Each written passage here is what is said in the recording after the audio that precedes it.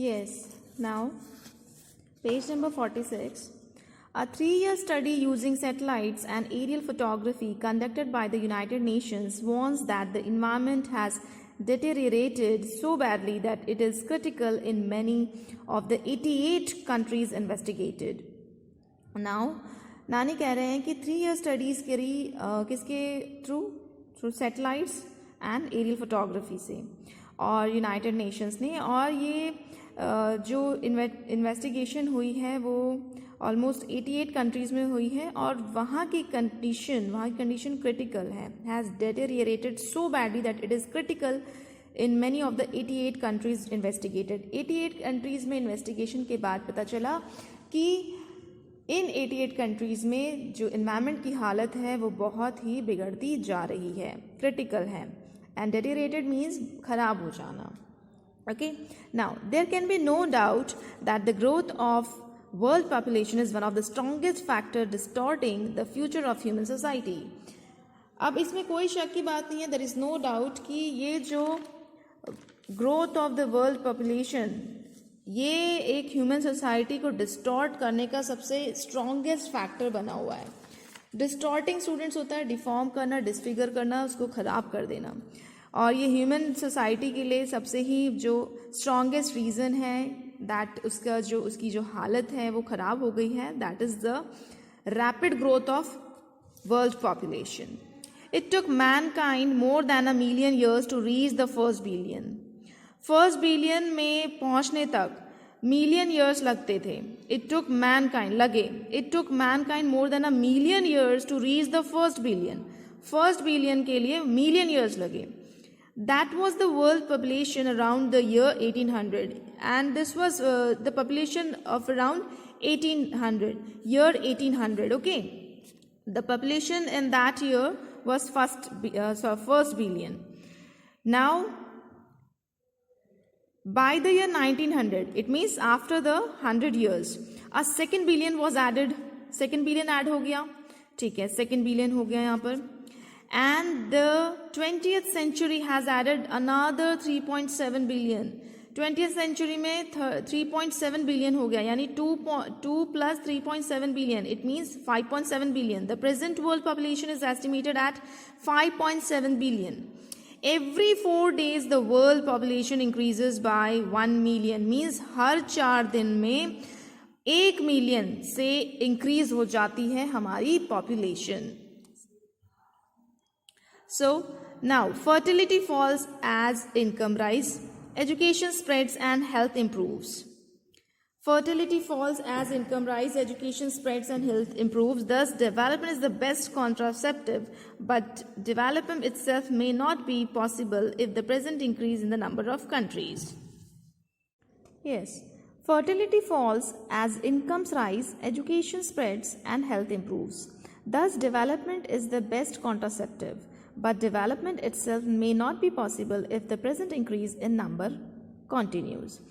Fertility falls as income rise, जब incomes rise होती हैं, education बढ़ती है, people got education और उनकी हेल्थ इंप्रूव होती है। इसमें यह बताया है कि जिस तरह से लोग पढ़ लिख जाते हैं, पढ़े लिखे होते हैं, अवेयरनेस हो जाती है उनमें, तो वो कम बच्चे करते हैं, और fertility falls as incomes rise. Income rise हो गई है, इनकम राइज होने पे क्या होता है, एजुकेशन स्प्रेड होती है, एजुकेशन स्प्रेड होती है तो अवेयरनेस आती है, अवेयरनेस आती है तो वो अपनी हेल्थ के बारे में भी ध्यान देते हैं और उनको समझ आती है कि हमें क्या करना चाहिए, क्या नहीं करना चाहिए, ठीक है, what is good and what is bad. तो फिर इसमें क्या होता है, फर्टिलिटी गिरती है। फर्टिलिटी गिरना इन द सेंस कि वो कम बच्चे करते हैं, उनको समझ आती है कि ज़्यादा बच्चे करना ये एक सेंसलेस बात है, ठीक है। दस development is the best contraceptive. अब इसमें सिर्फ बताया कि जिस तरह से एजुकेशन आ जाती है, लोगों में अवेयरनेस आ जाती है, समझदार होते हैं लोग, तो डेवलपमेंट होता है, and this is the best contraceptive, okay, to prevent that birth. But development itself may not be possible if the present increase in number continues. But development की हम आशा नहीं कर सकते. We cannot expect development if the number of population increasing in the same manner. अगर ये इसी तरह से अगर number continues रहा तो हम development की उम्मीद नहीं कर सकते हैं. The rich get richer and the poor beget children which condemns them to remain poor. जो रिच है वो रिच होता जा रहा है, ठीक है, होता जाएगा. और पुअर बिगेट चिल्ड्रन, देखो पुअर जो होते हैं उनमें एजुकेशन नहीं होती, अवेयरनेस नहीं होती, पता नहीं होता है, तो फिर क्या होता है, वो बच्चे ज़्यादा करते हैं. आपने देखा होगा स्लम्स वगैरह एरिया में या कहीं ऐसी जगह में बच्चे बहुत ज़्यादा रहते हैं और वो बच्चे करते ही जाते हैं. Which condemns them to remain poor, वो जो चीज़ है उनको गरीब रहने पे मजबूर कर देती है और उनको वो गरीबी पे ही रखती है. Beget children means give birth to, beget means किसी को जन्म देना या उस पनपना. More children does not mean more workers, merely more people without work. Now नानी पालकी वाला is saying कि इसका मतलब ये नहीं है कि ज़्यादा children means more workforce, more workers. Workforce हमारे पास आ गई है हमारी कंट्री के पास. No, workforce without job, without work, without education, without awareness. अगर ये बहुत सारी चिल्ड्रन हो गई हैं, बहुत सारे लोग आ गए हैं, बहुत सारे वर्कर्स नहीं आए हैं, ये लोग आए हैं, ये एक तरह से बर्डन हो जाएगा.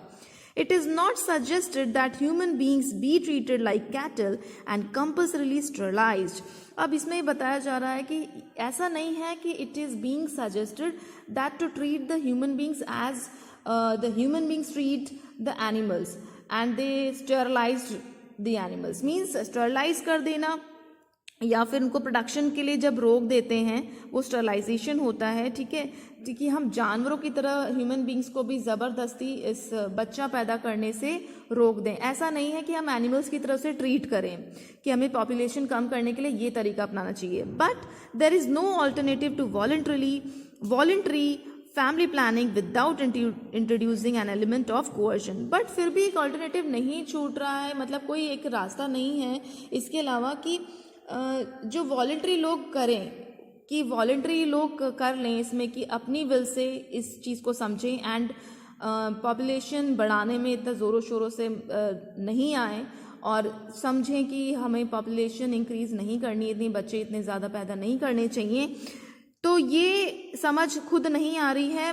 तो एक तरीका ये भी लग रहा है कि introducing an element of coercion, ये खुद एक ऐसा एलिमेंट इंट्रोड्यूस कर रहे हैं सोसाइटी में कि इनको फोर्स किया जाए. कोअर्जन मीन्स फोर्स करना, फोर्सफुली उस बात को मनाना.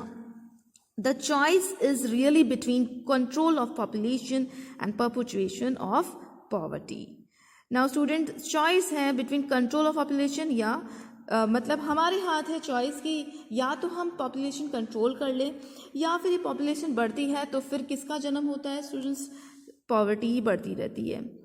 कंटिन्यूशन परपेचुएशन मीन्स कंटिन्यूशन में रहता है वो चीज़, पॉवर्टी बढ़ेगी, पॉवर्टी से बीमारियां बढ़ेंगी और प्रॉब्लम्स वहीं की वहीं रहेंगी, इनफैक्ट मोर वर्स हो जाएगी. इन्वायरमेंट के लिए it will become verse.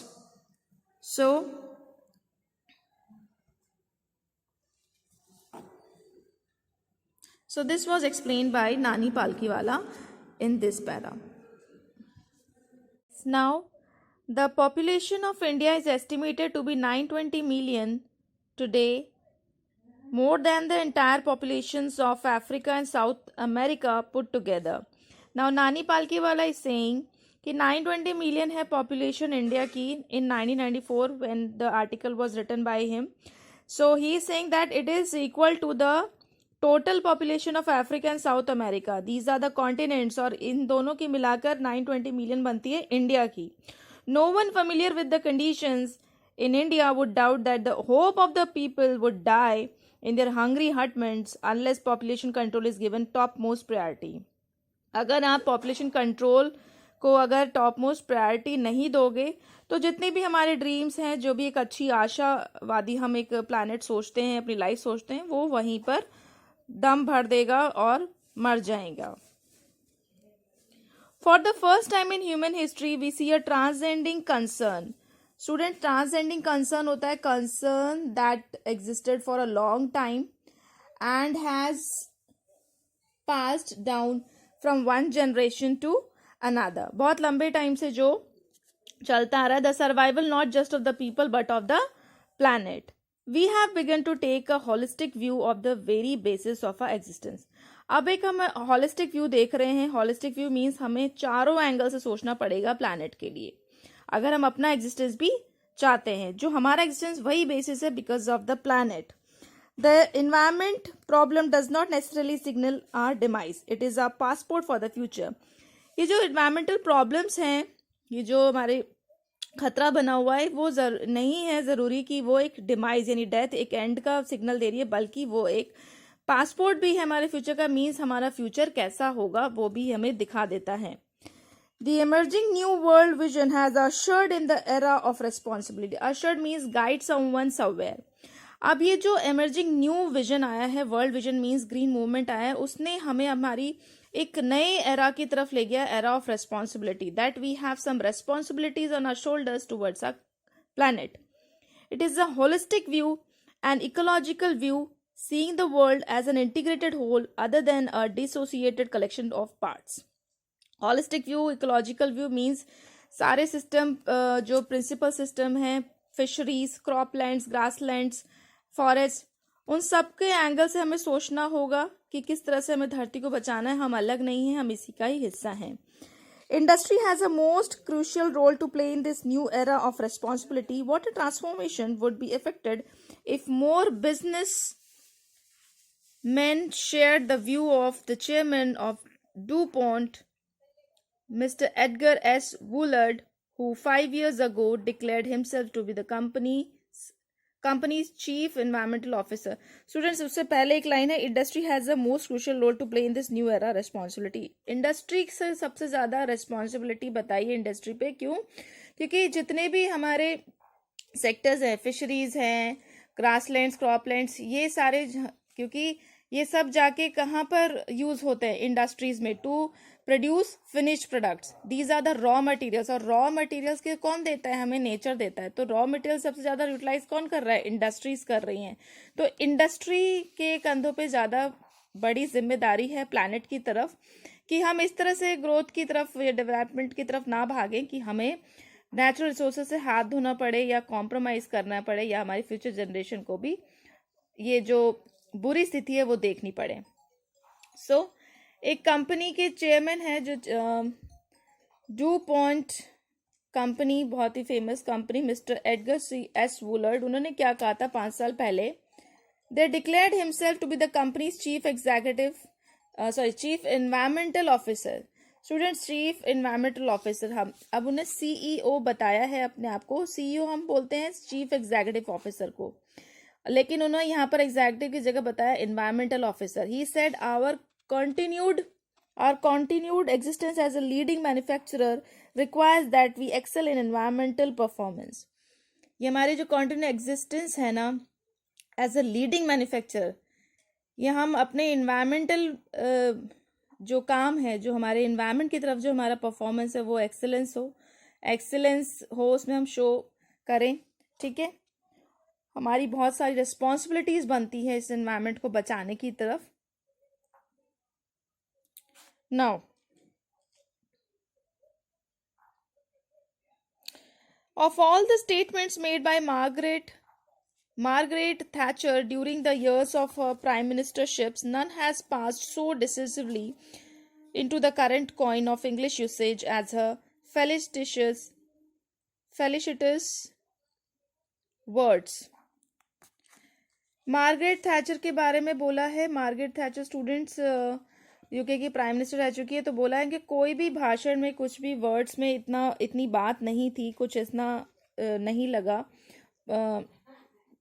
Means एकदम क्लियर और डिफाइन नहीं था जितना वो अब बोली English usage as a felicitous words means होता है वेल चोजन वर्ड्स. उनने जो और कुछ जो कहा है वो इन वर्ड से ज़्यादा इतना इफेक्टिव नहीं था, इतना इम्पैक्टफुल नहीं था.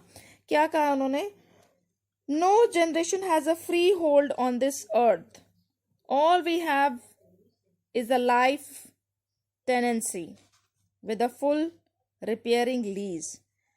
हम कोई भी यहाँ पर फ्री होल्ड में, इस धरती पे फ्री में नहीं रह रहे हैं. हम सब एक टेनेंसी मीन्स हम सब किराएदार हैं, टेनेंट्स हैं. हमारा जो हम यूज़ करते हैं उसका, तो हमें भी बदले में उसको रिपेयर लीज देनी पड़ेगी. हमें भी उसको रिपेयर करते रहना होगा. किसको? धरती को. Because we are utilizing everything. This is our mother earth. We are utilizing everything from the mother earth, so in return it's a responsibility to save this earth, save the planet, and do some betterment works for the earth.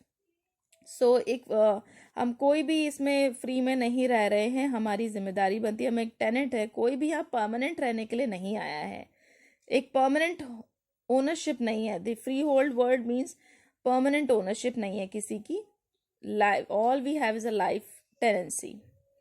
Now in the words of Mr. Lester Brown, we have not inherited this earth from our forefathers, we have borrowed it from our children.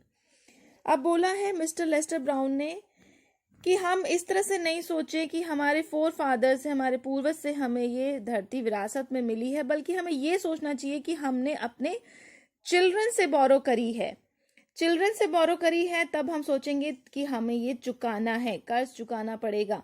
जो बोरो किया बच्चों से तो देना पड़ेगा. Means future generation के लिए we have to think and we should think in a way that we have borrowed these things, these resources from the mother earth, from our children, and we have to return it back in a good manner. कोई भी धरती बिगड़ी हुई या बुरा planet बना के हमें उन्हें नहीं थमा देना है. So with this we come to an end of this chapter. Here we done this. Thank you.